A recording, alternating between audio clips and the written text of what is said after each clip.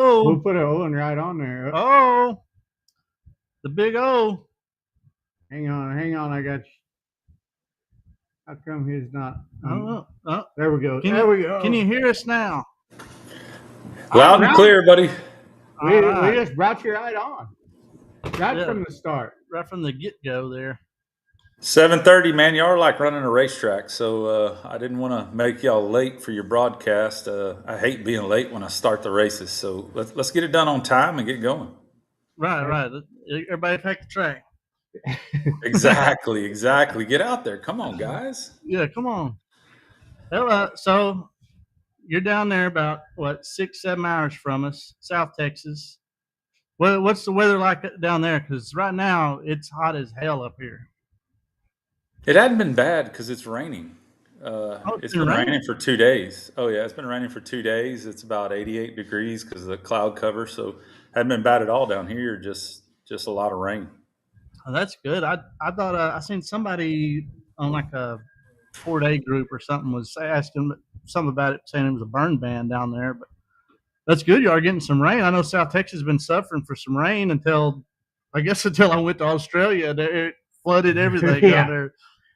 Yeah, once you left, we got plenty of rain around here. Yeah. It's been raining pretty good here as well. So no doubt, it's we got a lot lately. We need it in the watershed. I tell you what. So people got 150-foot piers over here, and they got to mow under them every day. So it's at the lake. It's pretty important. We need a little water, So it's just a mud hole. All we got is a mud pond at this point, and the racetrack struggling as well. To be honest with you, when I dug the ponds years ago, took an excavator as deep as it would go because we wanted to be in the water table so it would fill back up naturally. It's a little salty. I'd suggest washing your cars after your race. Just be honest. Well, I mean, I know I raced there in December, but yeah, you ain't watched it since. You might have a little rust going from that. But no, really, we dug them deep so that we get a little natural income because we're so close to the coast. But yeah, it's tight right now. The water levels are low. Well, I seen some pictures of the race ranch there. I guess it was a week or two ago, and I think y'all was advertising people coming out and doing some mudding or something, wasn't it? Yeah, we had a big rain deal there, and we were supposed to race. We rained out the races, and we cleaned off the infield because we're building a new go-kart track, and we're making it like the one you drove on in the February races there, Billy. But so we're building a new track, and man, it was just flat surface with a lot of rainwater on it. We invited them out. We only sent 3 to the hospital. It wasn't a bad weekend, really. Yeah. Well, anytime there's a mud run, if somebody doesn't go to the hospital, it wasn't a success. Exactly. I mean, that's a standard issue. Yeah, that's part of it. Now, I know you've done a bunch of promotion stuff. Me and you talked about all this stuff a lot. And I know you at one point you were doing big mud events out there in the field behind the track. Am I right? Yeah. So we've cleared that land to get back to that if we want to get there.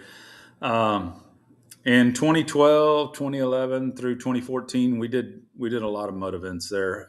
We called it Mud Fest, and I had big bands, music wise, like the Lax, big mud bands, that go to these deals all over, rednecks with paychecks, all that type things. We did a bikini contest, and a heavy set man named Jeff won. It wasn't pretty. He could hold a lawn chair under one tit. I think that's what did it for him. It was pretty impressive. No, really, we had a lot of fun doing Mudfest, but it was very dangerous. It's risky, right? So there's a lot of fighting. You go by and throw some mud on somebody, they get all mad and they're all drunk. They go start whooping somebody's ass. It gets entertaining on that side, which I guess ain't always entertaining. And then some of it just got a little dangerous, right? A little risky. And then I sold the track, and they didn't really do much after that.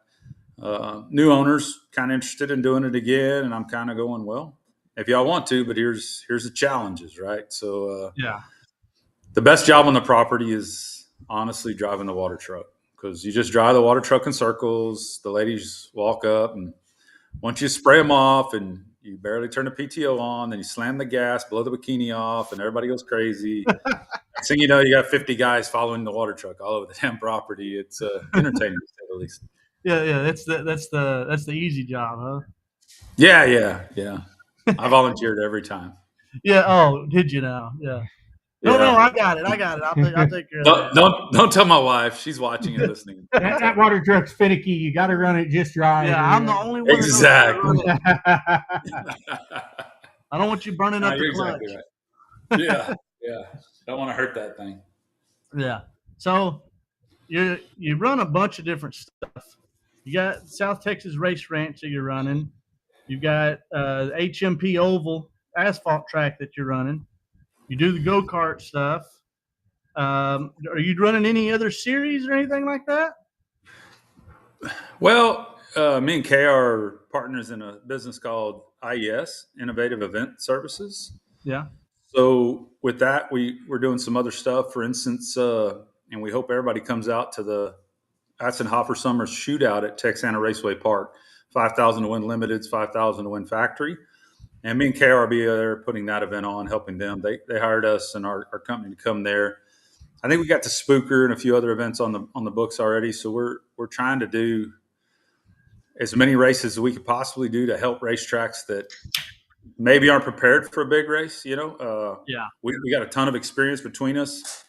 I mean, between us, we're 50 plus years. Plus, we got, you know, with everybody else, our help, our staff is solid. So we got a pretty solid situation there to bring to a racetrack and help. So that's kind of where it's at. And then, so we're doing a few events there as well.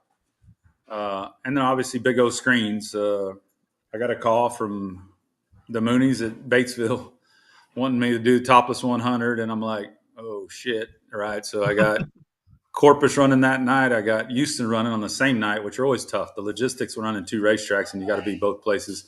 Yeah, and now they're not close to each other at all. Yeah, only 4 hours. Yeah. Now I got Topless 100 to go manage too. So in Batesville, Arkansas. So that's a little further away. But when is that again? That's August 15th and 16th, the Topless 100 in Batesville. So you in or what? You riding? I'll pick you up on the way. I had to check my calendar. I'm supposed to go to Street Stock Super Nationals and I don't remember what week that is. I think it's the second weekend of August. And that Little Tex race is supposed to be sometime in August too, I believe. Yeah, I don't know. I'll figure it out. I'll let you know because I went to the Topless. Oh my God, that was like 25 years ago. I think Bloomquist might have won it. Yeah, nice. I was a kid. I still have some hats somewhere. I wore them until all the little titties come off of the strap. Hell yeah. And then we got the Factory Stock Frenzy. I'll be doing that the second week of August. I guess it's the 8th and 9th. I'll be up there with a big screen. Yeah. Probably see some Jesse and Billy Mazzell racing in that. Maybe some Lee there. Yeah, I don't know which one we're going to go. But the Factory Stock Frenzy be a good event for us too. So we'll be up there supporting Peyton Taylor with the Big O screen as well. So got a lot with the Big O screen on top of racetracks. So it's a busy time. Now we advertise this screen on here a lot. Exactly how big is this damn thing? Because all I know is I just say it's fucking big, and I don't know exactly the measurements on it. It's 23 feet wide. The screen itself, not the trailer. Trailer's 31 feet long, but the screen itself's 23 feet wide by 13 feet tall. It's the largest mobile screen you can purchase and run. It's the only one in Texas, and completely self-contained. So we have I have my own generator, my own Wi-Fi, my own everything. I show up and can run your event with no issues and get everything you need done. And I produce all my own shows. So we have our own production software and we run our own production and even produce commercials. Like I told them at Batesville, just send me your sponsors. I'll make the commercials for you. And it's all part of the package. We show up and we run all your stuff for you and hopefully you enjoy it. Yeah, and that's awesome, man. Every time I've been somewhere where you had the screen set up, especially down there at the race ranch when you had it in the pits, and we could watch. We was like during the day you had movies playing on it, or it was football games and stuff. And I mean that was that was real neat. And then just sitting at your pit or in lineup, and you can see the races going on, and it sure helps keep you know where you're at. Instead of having to have somebody run back and forth up to the track or watching my race pass or something like that. It's very that's such a cool deal. You can see that thing in the whole pit area. It's so big. You got telescopes way up. I mean, Yeah, it'll go 12 feet in the air and spin 360 degrees. So it's a neat tool. And you're right. What I try to tell promoters a lot of times is just run in the pits. I promise it won't be disappointing. We did it at Northwest Florida Speedway for the Clash on the Coast, and we had it in the pits. And man, I'd go down there and look, make sure everything was working right. And I was helping Peyton because he didn't have a lot of scoring help, and so I was running the transponder system for. But I'd run down there and see how I was going, and the crowd. There was lawn chairs and people everywhere, just sitting there watching. They didn't even go watch the races at the track, and they're watching that damn screen, and they just enjoying the shit out of it. So no, it adds some value. I remember you having it in the infield in December there at the race ranch, and I was in the infield of the track watching the screen. Yeah, because it was that much of a cool experience just sitting there. Right. I mean, my brother and his wife, she works for Texas Motor Speedway, and she would always get us in the infield, and we'd party and have a great time until they started racing. Then we'd sit in the motorhome and watch the race on TV. Yeah. You might step out and listen to them, but I mean, it was just way easier to watch. You got the replays and all that stuff, and it's a long fall to the ground if you're drunk on the motorhome. Yeah, definitely. I don't. From what I hear. Yeah, that'd never happen to you, would it? No, I don't even drink. Exactly. No, the Big O screen's kind of cool. I hope it's a welcome addition to racing. So obviously, always trying to change the face of racing for the better, right? Let's all, just like y'all doing this right here. How do we keep making things better? And that's a piece of it. So I'm about as cheap as you can possibly get for one of these. Like, it's so far outside what everybody expects or would think. And I do it because I love racing, and I want racing to be successful, and I want people to enjoy what they got. And I think it's pretty important. So just keep growing racing. It's important. Oh, absolutely. I remember me and you was talking about the prices that some other people were telling you that they have for those screens. They weren't even the same size as your screen, and I was like, "Oh my God, how could anybody afford that?" And I think you go at a lot better. You have the same mindset I do. Is it's easier to sell 1 million things for $1 than it is one thing for $1 million. Absolutely. 100% agree. It's definitely easier. So, and I think we sold more racetracks that way, but racetracks are a tough sell. As a promoter myself, I already know how difficult it is to make a buck. So why make it even harder on them? Give them something for the right price that could possibly help them and do the right thing for them. So that's kind of the goal. Yeah, absolutely.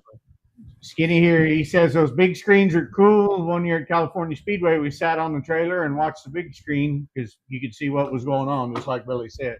Yeah. And Jordan here says we're both glitching, but I think we found out why Arian's doing it. It should be better next week. So yeah, well, hopefully. This is actually I also see y'all glitching. Real life. Yeah. That's just flashing lights. We glitch in real life. We're like Bigfoot. Sometimes I'm blurry. I really thought I was just blinking a lot. I didn't know what was going on. Well, so I stole a 50-foot USB cord one time. It might be longer than that. Yep. I don't know. But I stole a 50-foot USB cord one time from somewhere, and of course, here it is biting me in the ass. Right.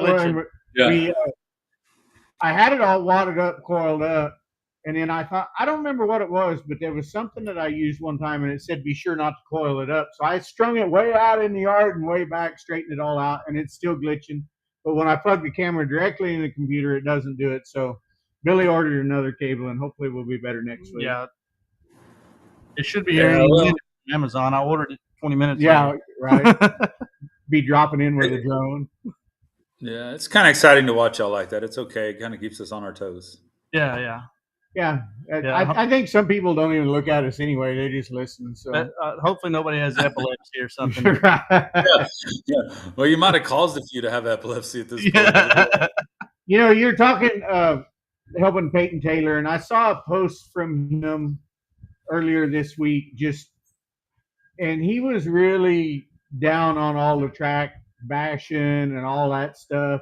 And my comment on there was you'll never get, I don't know it word for word, but basically you'll never get more complaining than you will from the 5th place finisher in a mini stock main event.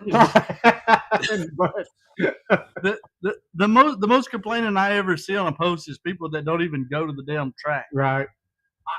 I was talking with a buddy of mine one time that drove late models, and just about everything he's like, you know, us guys that run the late models every week, we understand this can go wrong, that can go wrong, drivers can make mistakes, tracks can have a bad night, whatever. But he's the one that got me kind of watching that, and he's like, but mini stock guys, like, they seem to not understand any of it. Like, they'll fight each other, they're mad at the track, they're telling other drivers they shouldn't be in that division. Like, what division are you going to start in? You know, it's kind of crazy. Yeah, so we don't run many stocks down here much, right? Like never. And this weekend was our first weekend. Now that y'all bring that up, we actually Really? had sport compacts at the track Saturday night, and the one thing that I took in, I think the most was that guy on the receiver cussing at us. We don't like being cussed at. We don't like cuss words. And I was like, well, y'all came to an adult track. Yeah. Well, maybe I've been racing in kitty land, but you're at an adult track. So literally, and I don't want to bash them guys. I thought they did a good job, and I was proud to have them. And I'll be honest with you, can't wait to have them back. And we got a 2,000 to win, so I definitely won't make it seem wrong. But literally, I called them out on the track, and 3 of them went to the infield instead of going on the track. And I'm going like, well, what are we doing? This is embarrassing. I'm trying to get a show in. There was just a lot of weirdness, and maybe it's just because they don't come enough, right? So. And as Billy probably can attest to, I'm kind of a hard ass on the receiver. I try to represent my show very well. Like, I want this to be good. I want to start on time. I want to run races back to back. I want to have a good quality show at a timely manner for the crowd. I'm all about how do I make this show good for the crowd. Of course, we wound up flipping one sport compact. We wound up stuffing one head on the wall that caught a big old fire. It was like, holy cow. The crowd loves that kind of shit, though, right? Yeah. They took longer than the wedding at intermission. It was like, God dang. So we had a wedding at intermission. So I was like, oh, man, I got 7 classes tonight, which is the I don't like running more than 4 classes, or 5, but it is what it is, right? Sometimes it all falls in place, and then here we are, and then we get a wedding, and I'm sure y'all both got married at a racetrack, so you know how it is. But goddamn, you gotta have a wedding at the racetrack. So we got through that in about 28 minutes, and I was over there in their ass about, y'all need to hurry up, just say them vows, let's get the hell out of here. We had a great crowd. Yeah, we had a big crowd. One of our might have been our best crowd of the year, and a great car count, and it was a really good night of racing down here in Corpus the last race. So excited to see that and keep trying to build. So, but yeah, sport compacts. I don't know, and they've asked for another date. So I'm like, well, I guess I haven't hurt their feelings too bad. Yeah. Talking about on the receiver, I was at a 2-day race one time at Cocopah Speedway. And the second day we go recheck in or whatever, just let them know that you're still there and still going to race. And the guy was super nice, and he's like, glad to have you. And, you know, how is it? And this is right at the end of I was getting a divorce anyway. And I jokingly told him, but I kind of serious, kind of joking. You're like, I said, man, the only thing is that woman yelling at us on the receiver the whole time. I'm like, I could have stayed home and got that. You know? But other than that, Speaking of divorces, look at Brad's comment there. Right? Brad. Okay. Yeah, Yeah, we got some to go through. yeah. Owen, you do make some badass trophies. Both of you guys do. Owen's got that laser cutter, and I got to watch him do some work down there last year. And man, that thing is neat as hell. Like that's way too sophisticated for my way of thinking. So it's got lasers in it. Yeah, right. Yeah, I've said they are very cool. Very, very cool stuff. And then you were talking about hustling your show along when that one come in. And so Lance says you do a great job at it. Brad Dixon, a divorce at intermission would sell tickets, he says. Yeah. I know a few people that's started the process of getting a divorce at the track. But biggest cheer, does she get to keep the kids? Does he get to keep the kids? Let's hear it. Yeah, I really think a Jerry Springer intermission would be all right. I mean, as long as it didn't get too drawn out. But you bring him out with the girlfriend and then her out in the divorce, and shit would be on, I promise. Yeah. And then here's your dad with a dad joke. Yeah, my dad with the dad joke here. He says, Owen, ask you who you're Pittman for. Yeah, I've heard that a couple times, and yeah. Evidently, I only pit for myself. Sorry, because I used to race cars. I don't know if y'all know that, but I drove a few times, and I was at Thunderhill Speedway on asphalt, and my cousin Wayne was running the series that me and him owned together, which was the Texas Asphalt Modified Series, but I was still racing.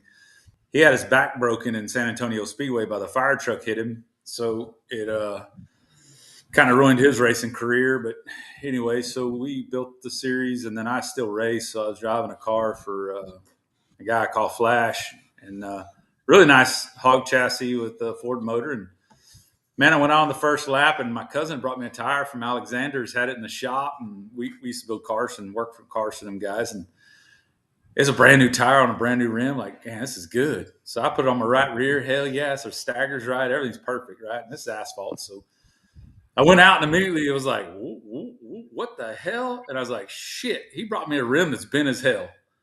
So I had to pull in the pits, get out of my car, change my own tire, get back in my car. So the only pit man I had was Owen. And meanwhile, my best buddy at the time, one of my best buddies, John Heineman, he wrecks on the first lap. That big wreck on the green flag. He pulls in. He has 5 guys show up, change both tires, fix all kinds of shit. He hauls ass before I do. I finally get buckled up back in. I take off, follow in behind him, and we start 24th and 23rd. And I think we made it to about 8th and 9th before somebody cut across the track, knocked the rear end completely out of the car. And I was like, well, I'm not fixing that one. So, and that was the end point of my racing career. I said, man, I think that's all I want to do. I became a championship and had a good time. So gave up on that whole trying to race your own business is tough. I've been waiting on you to hop in one of those Crown Vics. Nah. So there's a story behind that too. And we'll get to the question here in a second, or the comment, but the Crown Vics is, or any race car. So y'all know the guy in Goliad. I wish I could think of his name right now. He broke his back in a dwarf car, honestly, and he died. And he was a great promoter. He worked hard. He took that track on and did a great job. Really good guy. And he wound up breaking his back in a dwarf car and dying with a year or two later. Sad deal and bad deal. But he got challenged by racers to go race a dwarf car, and he loved to race, so he did it. So ever since then, I've made it a point, and I've told my wife and I told myself that I won't get back in a race car to race anything until I'm not a promoter no more, period. It's kind of just a mental jinx, right? Like your head's like, nah, I don't want to do that. I don't want to risk anything that could risk my family and all that. So I hadn't been back in a race car or a go-kart even. So I got guys like constantly, man, we got go-karts, just get in and go. I'll tell you right now, the go-karts are harder on you than the race car. Oh, yeah. I don't even like going to like a local go-kart track. I drove that one down there. I don't remember. I think that was last February or whenever it was. I was down there. I had bruises all over my damn body from that thing. And then we raced some go-karts. It just one of those, like, over here where they're the Mario Andretti experience or whatever, but I don't remember what it was called over there. It was the exact same setup. Oh my! I had bruises. I was so damn sore for the next few days after that. But yeah, go karts wear you out way more than a damn race car. Yeah. TJ on That here, was, he so the guy says, was Jim Scorbito. Jim Scorbito was the guy at Goliad that passed away. Okay. Anyhow, I've heard that I name. wanted to clear that. Yeah, he was a good promoter. Came out of California, owned a motorcycle shop in California, like in Malibu, and sold it to come buy a racetrack in Goliad, Texas, that was shut down. Unbelievable story. And then unfortunately, he flips a dwarf car like 3 times and breaks his back, and he's paralyzed. And he did a good job. He still announced from a wheelchair, as I remember it. Overall, just really good dude, and very unfortunate. So now, ever since then, I gave that all up. So Well, dwarf cars are always that. I see how everybody talks about how fast they go because I give them some shit online. But then you look at the tubing, and it's like this big, and I'm like, those things are going way too fast for that small a tubing for me. I'd rather have something that's a little more. and they have doors that sturdy. open. Like I watched them go down Cotton Bowl Speedway, literally in a 3/8 mile track, and the down the back straightaway, the drivers had doors wide open, like it popped open, and I'm like, how the hell's the door open on this thing? This is not safe to me. Why does it have a door? What the hell? Well, dude, you can't get in without a door. And I on don't- I those don't- windows yeah, are I don't small. know. Like your head barely going on that damn thing, Billy. You can't fit your body in there. Yeah. TJ says, yeah, but you'll cut 500 donuts on that Ranger. Look, don't worry about what I'm doing in the Ranger. Oh, Don't worry about what I've got going on in that Ranger. It don't even TJ, run right come on. now. I have no idea why. That thing's yeah. Hey, that's called track prep, TJ. Track prep. Yeah. Yeah. But me and Owen went out. We might have had a few beers. We might have had. We don't even drink, but yeah, there's maybe 2 beers, maybe that many too, maybe 1.5. I don't know. And they were like Bush NAs or something. You know? Right. Yeah. And we just wanted to taste our mouth. Well, and then we went out and prepped the track the night before, and guess what? It turned out to be perfect the next day. Now the the guy blading and watering the track calls him next morning, asking him why. Hey, somebody did a bunch of donuts on the track last night after you left. No. I don't know who that was, but they're kicked out if I figure it out. Hey, but I'll be damned if the next night the track wasn't absolutely perfect. Hey, those were some of the best tracks we ever seen, right? I mean, like Outlaw, that track was killer. 2 in a row, and even that one had a bunch of rain on it and stuff. I mean, hell, you just when you know stuff, and Owen knows the secret ingredients. Right. Yeah. There's got to be a plan. There's got to be a plan. Me and Billy had the plan. That's all I'm telling you. So Exactly. we're not going to share it with anybody. We're going to keep that to ourselves. Yeah. I hate to know what he does at the asphalt track to get it ready. And even if it goes wrong, you still gotta know what not to do. I mean, it's still learning. It's all a process. Yeah. No, we pretty much we kept our track pretty hard, so it's not like you could dent it with a damn 4-wheeler anyway or a Polaris. So yeah. TJ was at the races this weekend. That's what he was saying. He said he commented earlier that he brought 7 people that had never been before, and they all enjoyed it. Thought it was great. I love that guy. If I can get 10 more like him, maybe 100 more like him, we actually might make money at this deal. It'd be pretty cool. When I raced at Bakersfield Speedway, Scott Schweitzer, and it wasn't like a given thing, but I would talk to people and they'd be like, "Oh, I never raced down there. I never did." And I'd call Scott and I'd be like, "Hey, can I offer these guys like 2 or 3 free pit passes if they'll come down their first time? Just come down here and try it." And he'd be like, "Hell yeah, And so I'd tell him, I'd be like, "Hey, Scott said he'll give you 2 or give you 3 or whatever if you guys want to come down, and try it down here, And that was like, he never announced that to other people that he'd do that, but he never turned me down if I was talking to somebody and had somebody that had never raced or maybe hadn't raced there in years even. I love bringing people that's never raced to the track and bring them. Hey, no, you got to come in the pits with me. You got to get in the middle of it all, and I think a lot of the problem if somebody goes to the track on their own, just being curious, like, and I don't even see tracks doing it much anymore. But at the auto parts store, and they'll have free tickets out for some big show or whatever, and kind of like they do for monster trucks or some shit. Well, people will show up that's just curious about it. Well, they don't know who to root for. Yeah. You got nobody to root for. But if you go with somebody and you can be like, oh yeah, well you're with me, so obviously you're gonna root for me. But that's a guy to watch, and that's a guy to watch, and I think that's a big deal. I think that's a big deal for people is have somebody to root for. Like if I don't go to the races unless I'm racing or we have a car there, because mostly I'm lazy and I don't want to go out in the heat and all that stuff. Right. But if I don't know people that's racing there, if I'm not there in the middle of it, it just doesn't work for me. We had a pro stock IMCA modified match race. Me and Robbie Sawyer. I was getting up there in age. He's a young guy, young, cocky. He's one of those guys that were hated at the racetrack. Yeah. He was an aggressive driver, no apologies, would flip off the crowd, would, if they booed him, whatever. He was that guy. Yeah. And he enjoyed being that guy. And I was kind of on the opposite end of the spectrum. We had stuff going on, and they asked me, if I would bring in a pit guy, so it worked out really nice to have. I was the good guy, he was the bad guy. We had this match race, 2 different divisions going on, and it packed the stands because that's what it got promoted as. The young guy in the A mod, the old beer belly fan favorite in the old Flatty Patty street stock, Yeah. and of course my car blew up hot lapping, so I had to jump in somebody else's, but I still put down the fastest lap in a car I'd never even been in. But anyway. Yeah.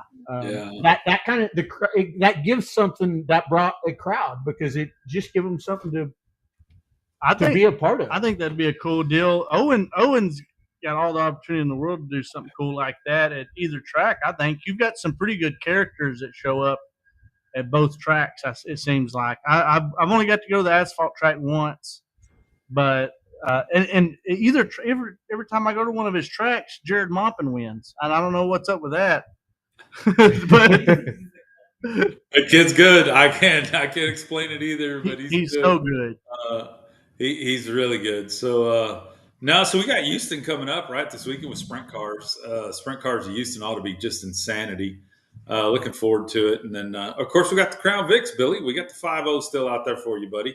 Anything you want to come back? I just got to buy like 8 more tires for your ass because you burned them all. My apologies. I thought that's what you were supposed to do is flat-footed all the way around. Yeah, well, you can if you can afford the tires. We'll get with Chris. I'll get with Chris and we'll drag some more tires down there. Yeah, well, now we're running racing tires on that car, so that's even better for you. So the older cars get to run racing tires, newer cars still on street tires. Evens the field pretty good, but we have a $200 rental program there in Houston where you can rent a car, and then we're going to drag some of those, maybe 5 or 6 of them down to Corpus and do some dirt stuff with them too. We got the cops versus the fire department. That's going to do an event, and then we're going to do some celebrity, local TV, radio stuff. Going to go real slow around there, so none of them ever go fast. But we'll let them get in there and drive around the circle. So it's easy on tires. I still think you need to paint them and letter them up as in the different characters. You know what I mean? That way, nobody who's driving it, like monster trucks. Everybody's like, "Oh, Gravedigger," all that kind of shit. I think if you did that, I think that'd be cool for the kids at least. Yeah, that one that's all beat to hell, that's white with the number 50 on it. It's going to get changed over, and it's going to be going to have a big old giant Infield tractor tire on the hood, and it's going to be the Infield tractor tire car. And it'll be a good celebrity car, but we're going to do a lot of that. We're working on a 5.0, the Popo car, right? The black and white. And then we got a red one that's going to be a fireman's car. And yeah, exactly right. Let's work on that whole WWE monster truck type deal, right? It's pretty good stuff. I think that's such a cool deal, especially with the rental deal, man. The week I went down there was the first time he'd really advertised doing that, as far as I know. And during intermission, they're hunting Easter eggs. It was Easter weekend, and I can't tell you how many people was coming up to Owen asking about it. Yeah. And I think all of them got sold out before the races were over. Yeah, And it's funny. and that's such a cool deal, man. I like every track should do that. Hey, so funny story. This guy comes up to Billy and is saying, "Oh, I don't want to rent that turd you're in because it doesn't have a positive traction rear end. That car over there does." Well, I can tell you right now, the car he was talking about that he wanted to rent was a limited slip rear end. It was not, and the car Billy was in had a welded rear end. So it's like this dude has no clue, but by God, he knows better than Billy. And Billy's like, "Did you see me out there doing donuts?" Right. I actually had to show him. I was like, "You look, there's 2 black marks where I spun out." Yeah. You were on the gas the whole damn time. Yeah. Trust me, they're both pulling. I burnt both rear tires off of it. Yeah, it's great. So Mike Riley says, "I need a coach, Billy." Mike Riley will be there with his son-in-law racing the 17 and 17M this Saturday, July 5th at Houston. Well, he don't need I think we me got as 3 or coach. 4 rented right now, but we'll have a full field of rentals. I'm sure it's not hard, it's not expensive, and it's a lot of fun. So we'll see what Billy's supposed to be. $200 won't put you in debt, but $200 won't put you in debt.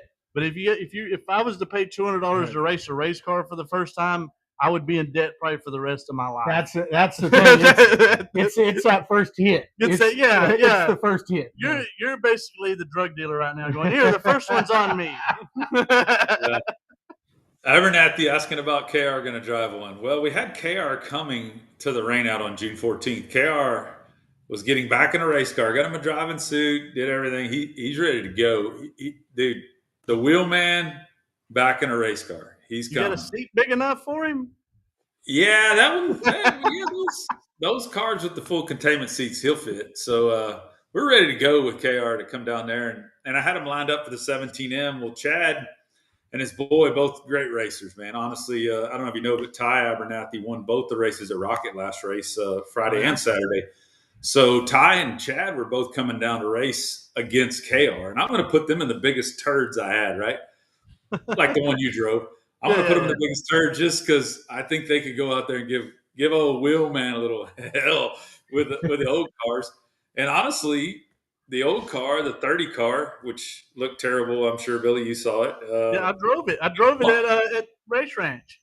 Oh, that's right. Yeah, the one you drove at Race Ranch, about halfway through, you said, "I needed a beer, so I pulled off." That car wound up winning the last race at Houston. Yeah. So with Boy in it, we call him Boy. Yeah. I know Boy. Anyway, he, Boy. Anyway, they those old cars, they'll play in the game, man. They're fun. The old white 50 car, it wasn't lacking on power. It was just lacking on grip. I think it was obvious it could get the tires to spin. It wasn't a problem getting the tires to spin. I think it was lacking on your foot. Yeah, your foot would come off the bottom of the pedal like it was funny. I mean, I was watching video of it, and the video is focused on the leaders up here, racing. They was putting on a good show racing. But then you see everybody looking over like this, pointing, and it's me. I'm a straightaway behind, and I just lighting them up all the way around the turn. Everybody was pointing. I was like, all right, that's what I came there to do. Yeah, no, you definitely had people talking, and all the way to the point where they're like, "Well, that car is not positive traction, even though both tires are spinning." I'm like, I'm confused. Yeah, I couldn't convince that guy to do it. I actually went in the infield and did a burnout just to make sure that I was right. Yeah. I don't know about that. The problem, it's his head. KR's got to get a triple extra large helmet. Yeah, I don't know. I'm not going to comment on that. I love him. He's my partner, so he does a good job. Well, we got to give KR a hard time because he's going to give us a hard time. Absolutely. Yeah, I'm thinking that was in good humor. Oh yeah. Yeah. Best of the best. So y'all need to get him on here to talk about promoting stuff. Well, All we that's talk kind is BS. I'm happy to talk about promoting stuff if y'all like to, but I see Chris Walter sent us some checkered white and black flags. He's a black flag guy, but he's my flag man in Corpus, and he's also runs a lot of stuff for me. So him and his wife, yeah. they do a good job and help us out. But Oh yeah, Chris is a good dude. He works his ass off down there every time I've been there. So. Yeah, you saw him when we did the Outlaw. He was running that time. He happened to be. He'll do whatever we ask of him, and he was running lineup. And you know how hard lineup is. Him and his wife just their ass all night. And it was like, hell yeah. He's been a flagman this year, and he's done a good job. He's been studying. You can tell. Chris is one of those guys. He's been studying. So it went from he just wave a flag. Now he's got 2 flags and he's doing tricks. And like, God damn. He's getting into it. Oh, yeah. So I like it. The crowd likes that's what it's about, right? So a flagman to me is honestly just about the crowd. We talk to the drivers as the race direction. We talk to the drivers. They have lights. Half of them, only flag they care about is checker flag. The rest of that shit's just a waste of time. I'll be honest. I can't even see the fucking flags half the time. I'm half blind, partially deaf. You know. So yeah, when I see people start pulling off the track, I'm like, oh, I guess it's over with. I'll let off. Yeah, that usually gets you an ass chewing on the receiver. That this week. I get a lot of those ass chewings because I'm old school. I stay in the gas till the green light goes off and the yellow comes on. It doesn't matter what flag I've seen. Like, shut the green light off, and I'm gonna let off the gas. I've almost wrecked people that I'm like running like second or third, and they go under the checker and they just shut it down in the turn one, and I'm like, holy shit, dude! Like we're still in the gas area. Yeah. At least slowly shut her down. Don't get on the brakes. But yeah. So what are some future plans from promoting big events? Joey wants to ask. Well, IES, it's Innovative Event Services. It's me and KR, we're partners in the business, just like with the Atzenhofer Summer Shootout I told you about a while ago, 5,000 in factory, 5,000 limited. Can't thank Cord Beard enough for hiring us to come run the event for them and help them out. But IES is going to do a lot of event stuff. We're working on a big event in obviously Texana, big event there at Tri-State Speedway, and we're also doing a lot of go-kart research. We're going to do a big North Texas go-kart event. Like, it's going to be good. It's going to be something go-karting hasn't seen. I promise. Yeah. It's going to be different. It's going to be kick-ass. And then obviously we'll come back and do our February deal. We're going to do the Sparkling City Classic, which is a Corpus event, 3 days, stock cars, IMCA stock car, IMCA mods, 6,000 to win, 600 to start over 3 days. It's 3 separate shows.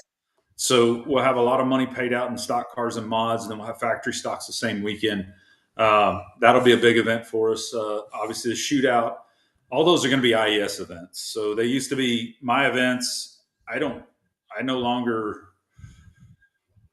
lease the race ranch. I work for the race ranch. So those events will be leased by IES, though. Those will be race ranch events. They'll be IES events that we function, me and KR. So there's going to be, we got a lot on our plate, and we're focused every day on where to go, what to do next, how big we can make it, how good we can make it, and how good we can make racing. I mean, both our focus is honestly heads up everything we can do to make racing better and make it to where people will come enjoy our races, and we see you guys come have fun with us. Hey, I'm down. If I don't have something going on, I'm 100% in to come hang out and race or drink beer. Either one, I'm there. You know me. Yeah. So when are you coming down? You're supposed to be coming down to hang out at the beach. You might as well come down for the Atzenhofer shootout here. Let's go to Texana and hang out and have a good time. Well, I might have to, detour through. Well, I'll get with you and we'll figure it out because I'm game.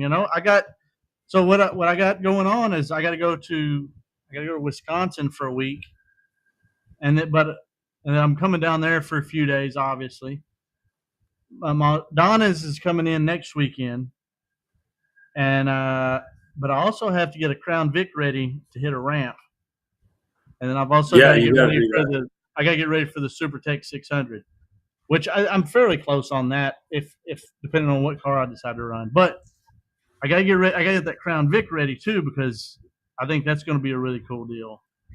Yeah. Hey, Dragon Slayer, you ever jump anything? We used to run some off-road cars back in the day. Yeah, well, you're obviously a fabricator, so you can help prepare the old Crown Vic, right, for a big jump. Yeah, he's smarter than me. I'm going to have to ask him a lot of questions. So I've been collecting tires, right? So my guy Zach Freeman, who commented earlier, he's been bringing me tires. We're building up a jump. Like we want him to jump 100 tractor tires, 100 Infield tractor tires. I think it'd be cool as hell. Most likely, in my opinion, he's probably going to land on them. It'll probably be a soft landing, like a baby's ass. He's going to have it easy, but we're gonna do something freaking cool.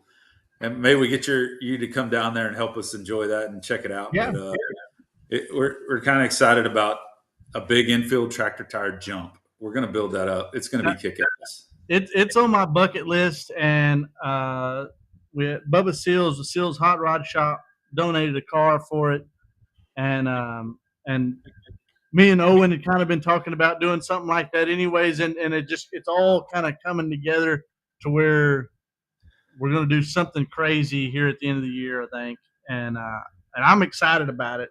I just got to make sure that I don't, break my back or something. Right. Yeah.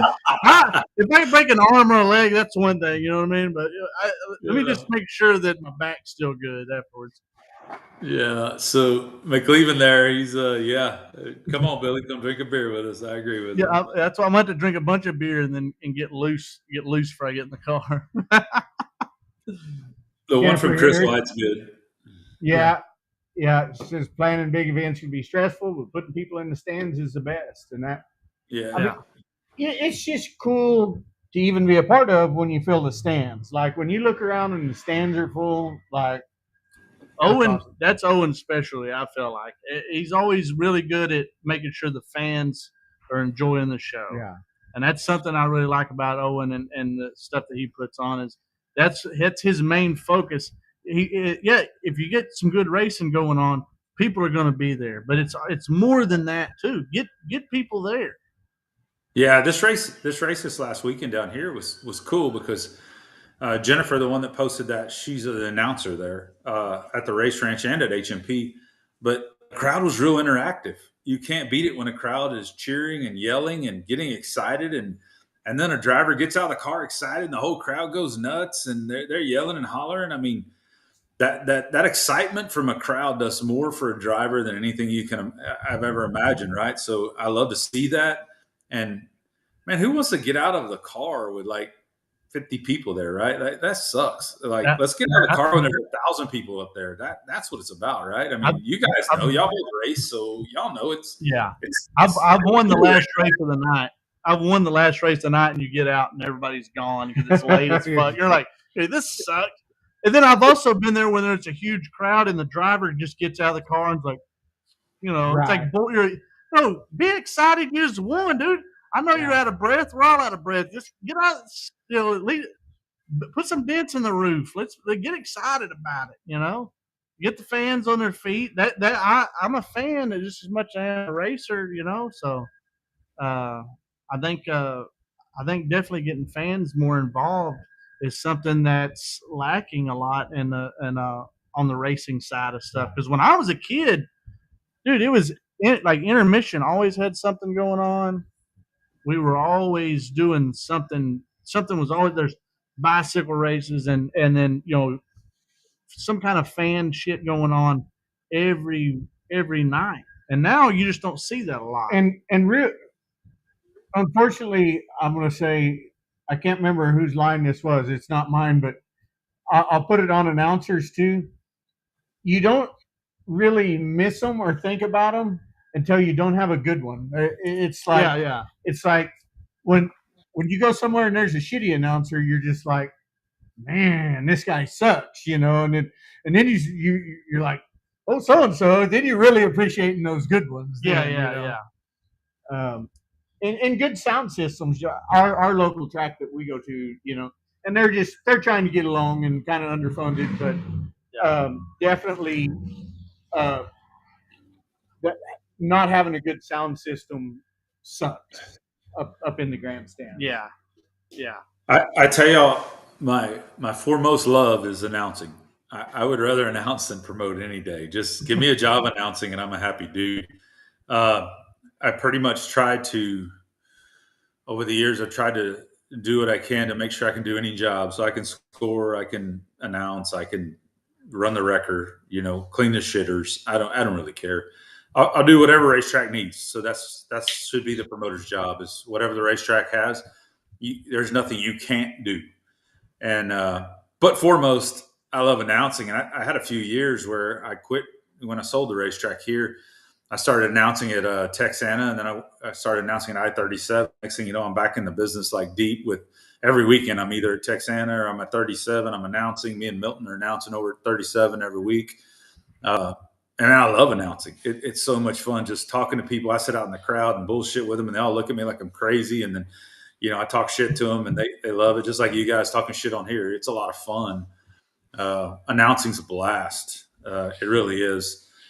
And the whole key is how do you entertain them? How do you get them engaged? And I always try to tell them what a push is, what a loose car is, what is this or what is that. I happen to know enough about racing, being a promoter for many years and doing what I do, that I understand everything about it, right? I understand everything's going on, and when something breaks, I can see it and understand it. So I talk about it, and that's what most people get kind of excited about. Was like, ooh, we actually knew what was going on because this guy tells us. Yeah. And that's what I enjoy. I mean, you got to tell the fans what's going on, and they get engaged then, right? Like, oh, I get it. When they don't understand what the hell just happened, and I try to tell them what the call was. My bet the call is this. I'll go see if I can find out what it was. At my racetrack, I can tell them because I'm probably making the call or making the call. Black flag, that son of a bitch. Yeah, I think he's black flag for the night. I think he's done. Yeah. Well, I'll tell him, hey, that was one solo spin. That dude's headed to the pits. He's done. So yeah. So I think announcers, it's a total different job. It's like you said, it's an entertainment piece. It's the biggest entertainment piece on the property. That guy or girl has to entertain the folks we have there, and it's so important. And you don't realize how hard it is till you've been invited up to do it. And I'd raced a lot. They invited me up when I was having an off night to sit in the booth because one of the two announcers that they had was gone. And just being able to constantly talk and try and keep people entertained, like, it's a chore. It's definitely an art form in itself. So I think it might have been the first time or one of the first times I met Owen. I was down at the race ranch. This is a couple years ago. My buddy Jared was there, and we had some stuff going on, and I got invited to come up during time trials for the limiteds or sport mods. And anyways, and you're up there and you're announcing the there's not like a huge crowd, but there's a live feed going on. And I'm like, yeah, I'll come up there. Well, I get up there and Owen just hands me the mic, and I think you actually said that my name was Jesse. I did. Yeah, I called you Jesse. Yeah, which wasn't an insult. Yeah, he gets called Billy a lot. So, but I was glad that he called me Jesse because then I did such a poor job. Because I don't know. I can't. My vision fucking sucks. I had LASIK 20 years ago. I don't know. I can't see shit no more. And I don't know a lot of these drivers. It's a lot of South Texas guys, and at that time I really wasn't familiar with a lot of them. And I'm up there just like, fuck. Like I'm trying to announce what's going on, And then the lady, I don't remember her name. She's in there doing the scorekeeping, and she's like, "Look, this is who's at the top." And then so once I get that figured out, that's hard to do, and I've kind of been in that situation a couple of times trying to announce. It's like, let me tell you what I'm seeing. It might not be. It's probably not what anybody's going to want to hear, but I'll say, hey, that is screwed up, But and it's hard for me to not cuss too. I try to keep it. But Oh, he's fucking up out there. I can't say that Yeah. on a loudspeaker. the I night did that that to Billy because I needed to go get a beer. Yeah. Oh yeah, I thought he was just gone for a second. I look, he's in the infield. I was like, oh my god. the night I announced there was a lady racing, and she had just married a buddy of mine. But at the track? No, they didn't do it at the track. But I was drinking, and I called her by her old last name the whole night. So that was I had to apologize to my friend and all that when that was all done. Whoops! Like, hey, you guys hadn't been married that long. Come on, it was on. Yeah, come on. It's not even on paper yet. Yeah. The ink ain't dry. It's okay. Yeah. But this is Skinny here. He's one of our sponsors too. But he's talking about his nephew John, which I know he's probably a bang up announcer because he's an entertainer. He sings, he plays guitar, he does. While he's announcing, he probably would. I don't know. But hey, you're at Bakersfield Speedway. You're probably doing all right as an announcer. I promise. They ain't gonna hire nobody. I'm sure that's a good speedway to be announcing at. I mean, I'm sure he's doing a bang up job. Yeah, that's cool. Yeah, and they've been around there. He's just been around the racing and all that stuff since he was a kid. So, well, that's what it takes. Right? It takes somebody that understands the business. As far as it don't matter if you're a racer or promoter or whatever you've done, but it takes somebody that understands a little bit. There's a guy named Troy Morris III, and when he was a little bitty kid, his dad, they bought him a set of flags, and he would flag from underneath the flag stand with his own little set of flags. I love it when kids do that shit. And then then they let him flag some races, and he did a great job as he got a little older than what he was. Now he drives modifieds, and he's doing a great job at that. But I guarantee you, once that's past his time, he'll end up a flagman somewhere because he was badass. Yeah. Hey, so we were at Deep South Speedway for the Clash on the Coast, and me and K.R. are sitting up there in the box. I'm running the score, and he's running the race. He's race directing. I'm scoring, and there's a guy that I don't know what he had. He obviously had a disability. He was not right. Really nice guy, and he brought his own flags in his walker, and he kind of got out there in front of the crowd. And, I hope Peyton and them ain't watching because I don't want to hurt the flagman's feelings. But this dude was better than the flagman. Like me and Carol, this guy's kicking ass. This guy's good. We need this guy in the flag stand. What are we doing here? And he's got a receiver in his ear. And when Kara called a caution, the flagman ain't throwing nothing, but that guy's already throwing a caution. He's like, I'm on it, man. And we were like, this guy's way ahead of our flagman here. What are we doing? But it was crazy. But yeah, so it kind of same Corpus back in the 90s. Trying to think of his damn name, but there was a kid that would do the same thing, and he turned out and he flagged for me for a while when I took Corpus over. But he started off, and his dad was a racer, and he would go up there and do exactly what you're talking about. Just a little kid waving a flag. And next thing you know, man, he was a hell of a little flag man. And he wound up, like I said, he flagged for me for a little while, and he got real religious and didn't like when I would say like that was a dumbass or something. So he decided to move on, but it is what it is. Yeah. So Jessica said, "We don't wear no Texas Longhorn jerseys." Jonathan, I hadn't been able to get all his comments up, but that's always something that he enjoys. The kids, I think, and that's just another thing that involves the kids, and you know that like he wants to get there to the races every weekend and flag that, Dude, when I remember when I was a kid, it seemed like there was always something going on for the kids. I remember, I'll tell you one hardcore memory I have as a kid at the races. This was back when we ran at Thunder Mountain, which was only open a good 10 or 11 years maybe. And that's where I got to start racing and everything like that. But, man, they had such a cool like souvenir stand. Yeah. We would go and they like the glow sticks. Just something simple like that is the glow sticks. Every kid in that whole damn place would be glowing all night.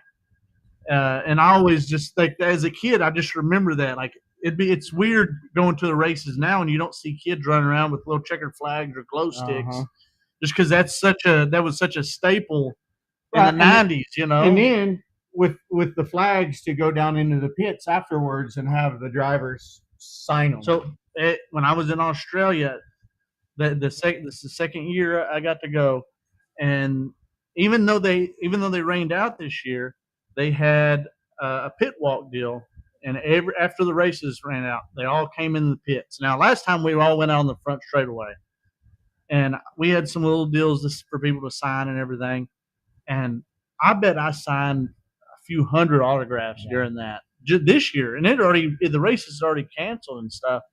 And I think that's a real neat deal is getting kids and adults alike, you know, the fans involved, is have an opportunity for them to meet the drivers and get them to sign autographs, at least at these big shows. Yeah. And like the way Owen runs stuff, it's such a smooth deal. You might have some time to do something like that. You know, it's not like and we're still gonna get out of there by 10 or 11 o'clock. You know. I bought a bus. I don't know if Dragon Slayer knows this, but I bought a bus from Kevin Sestaire. I know the bus. Billy drove that thing all the way from Paris, Texas to Corpus, illegal as hell. Like I did get insurance because I wasn't going to leave Billy totally hanging. I got insurance on it for 2 days. I did a 2-day insurance deal.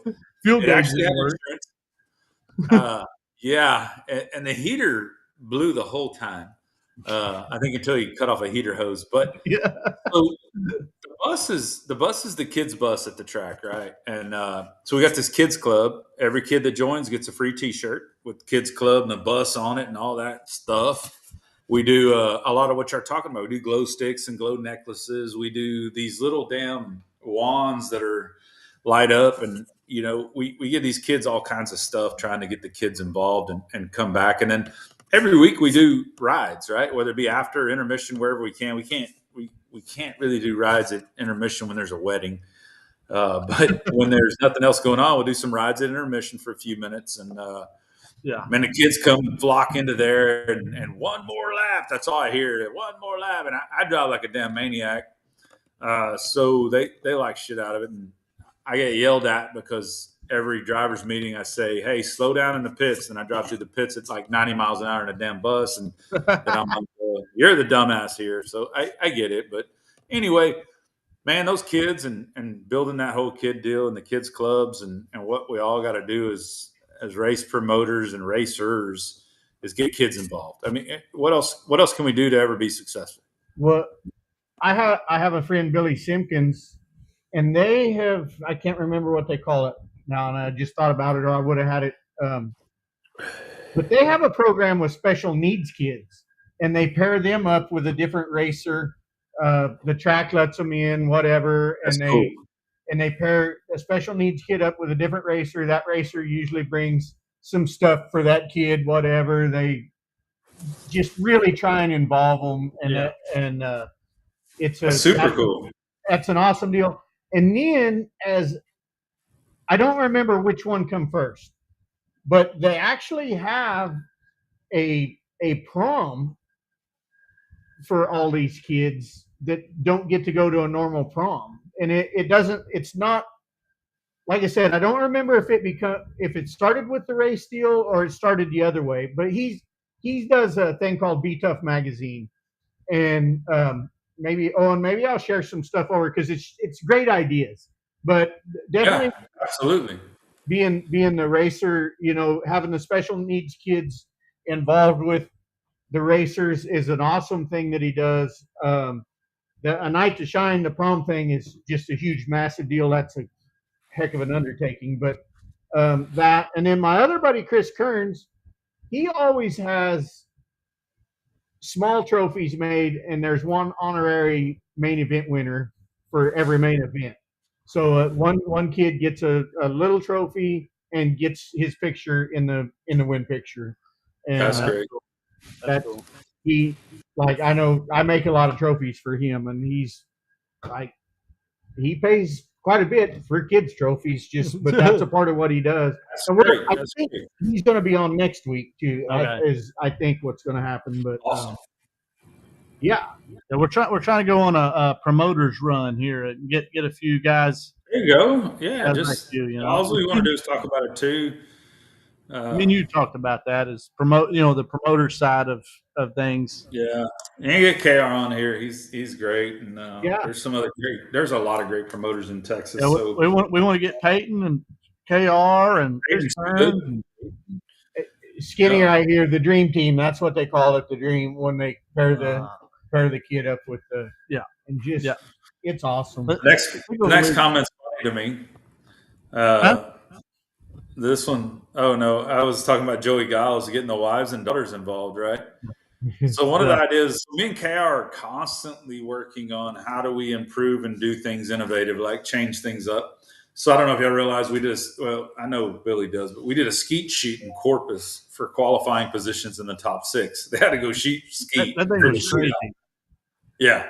So one of our ideas, or we kicked around, was with my Crown Vics, is bringing 6 Crown Vics.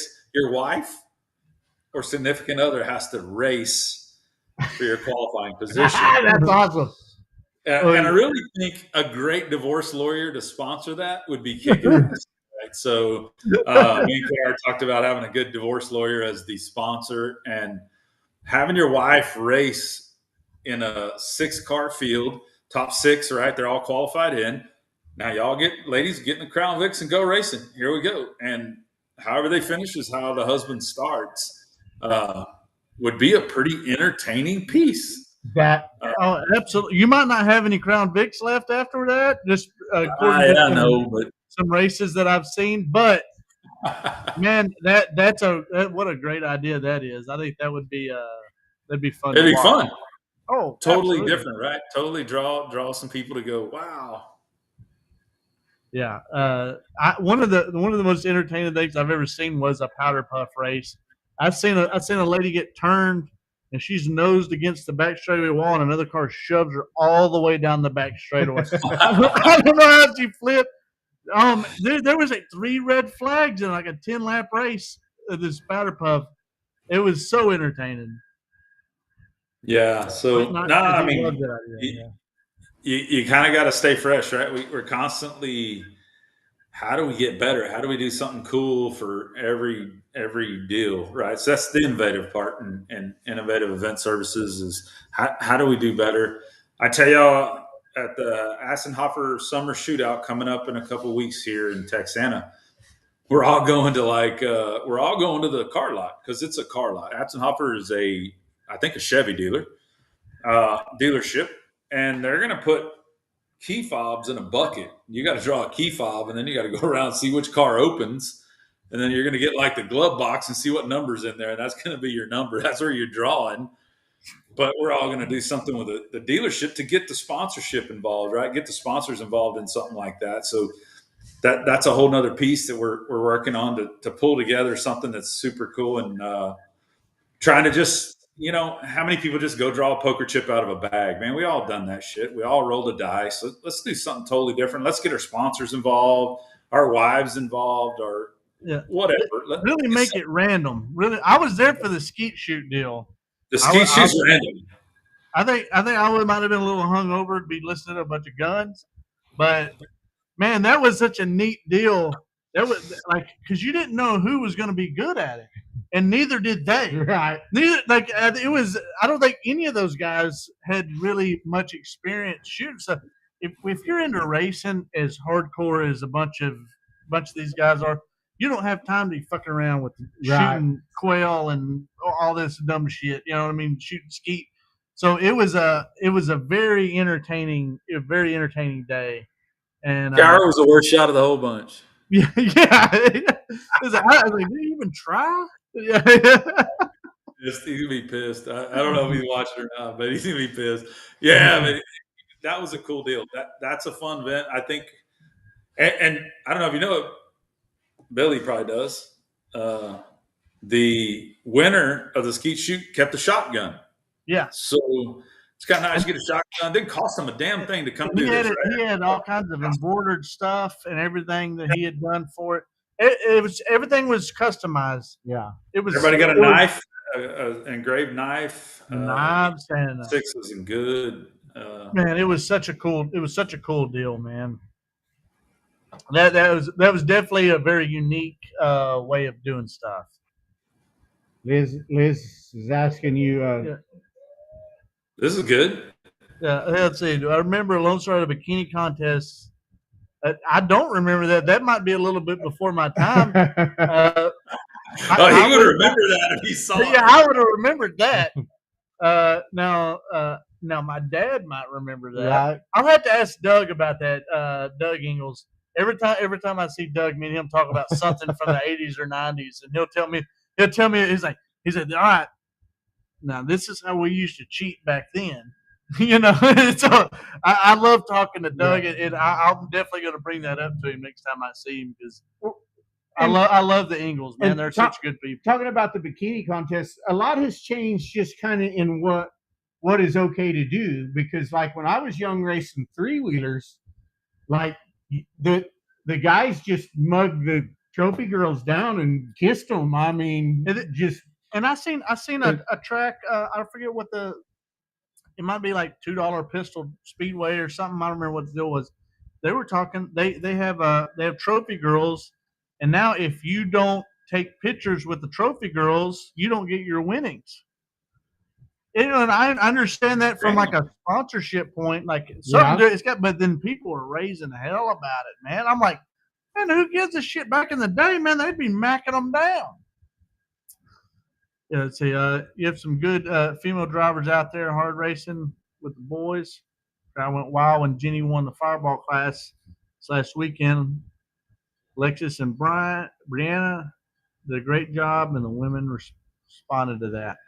Yeah, I agree. It seems like there's a lot more women drivers down that way than up this way. You don't see as many women drivers up here, up our way. TJ's right. I mean, and we got some, and like Brianna Witchy, she's a, I don't know, 3rd, 4th generation driver, right? So dad only had a girl.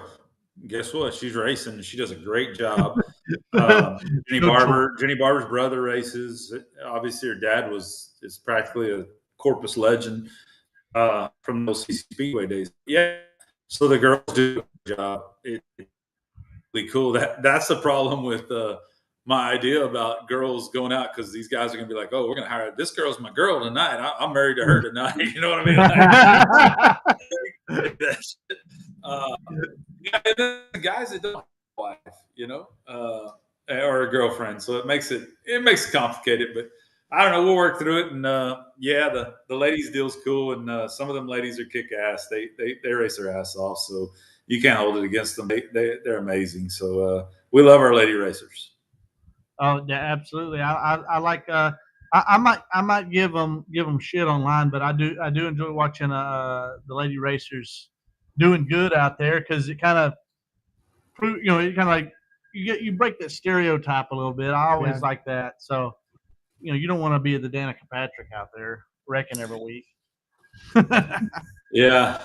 Well, but the level she's at, it is what it is. She's yeah. Well, shoot. Well, we haven't been there. Call it. Yeah, we've been on here a while. Yeah, we've been on here a little while, man. We've sure enjoyed having you, Owen. Absolutely, man. We've had a ton of comments. And what did you say? Somebody exotic dancers. Hold on. Yeah. I was around then too. I'm not going to comment. Yeah. You're not going to comment. You was the one that was finding them. You was the recruiter. Oh, that's funny. Yeah. Well, yeah. We went on for I don't know, a little over an hour now. Yeah. And, man, it's been a pleasure having you on. Yeah. Yeah. I enjoyed it, guys. Anytime. Yeah, man. And you've got the link now, so anytime you want to pop on and talk shit to us about some dumb shit we're saying, just click on the link, and we'll bring you on, and hopefully I'll see you here in a couple weeks. Yeah, I hope so. I'll just keep sending them stars, and we'll keep having a good time. Hopefully, everybody send y'all some stars, and keep that beer money flowing, and let's keep Hell rolling. yeah. Thank y'all both for what you do, and it's fun. This is fun. It's fun listening to y'all every week. Whether you have Brad Dixon, full of shit all the time, and hell of a good dude. So or whatever. Can't wait. I can't wait to watch Billy at the Super Tech 600. So a lot going on. I appreciate both of y'all, and thanks for everything y'all do. And We see might y'all need big old screens up there just to cover the pit party for Yeah. the Super Tech. Yeah, Well, man. probably ain't gonna happen at that racetrack anymore. I'll leave it alone. well, we definitely look forward to seeing you again, man. And thanks for coming on. We've had a blast, and I'll probably be drinking a beer with you here in a couple of weeks if I can make it down there. Sounds good, partner. See you soon. All right, man. All right. Appreciate it.